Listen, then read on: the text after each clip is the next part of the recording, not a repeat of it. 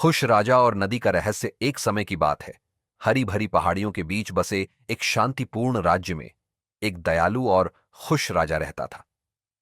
हर सुबह राजा अपनी महल के बगल में बहने वाली नदी के किनारे टहलने जाता था। उसे पानी की आवाज और पास में खेलते बच्चों की हंसी बहुत पसंद थी। एक दिन नदी के किनारे टहलते हुए राजा ने एक बूढ़े मछुआरे को जाल डालते हुए देखा। मछुआरा थका हुआ और उदास दिख रहा था।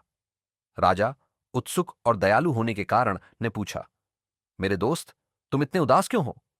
मछुआरे ने आह भरी, महाराज, मैं सुबह से मछली पकड़ रहा हूं, लेकिन मैंने एक भी मछली नहीं पकड़ी। मेरा परिवार भूखा है। राजा को मछुआरे पर दया आई। वह उसके बगल में बैठ गया और कहा, चलो साथ में इंतजार करते हैं, शायद नदी हमें कोई उपहार दे। जैसे जैसे सूरज ऊपर चढ़ता गया, अचानक जाल खींचा। राजा और मछुआरे ने मिलकर उसे खींचा और उनके आश्चर्य का ठिकाना नहीं रहा। उसमें एक चमकती हुई सुनहरी मछली थी। मछली बोली, दयालु राजा, कोमल मछुआरे, आपके धैर्य के लिए धन्यवाद।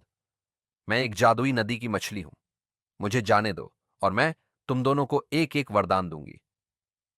राजा और मछुआरा चकित थे। राजा ने कहा, मैं चाहता हूं कि मेरे लोग हमेशा खुश रहें और कभी भूखे न रहें। मछुआरे ने कहा, मैं हर दिन अपने परिवार को खिलाने के लिए पर्याप्त मछली पकड़ना चाहता हूं।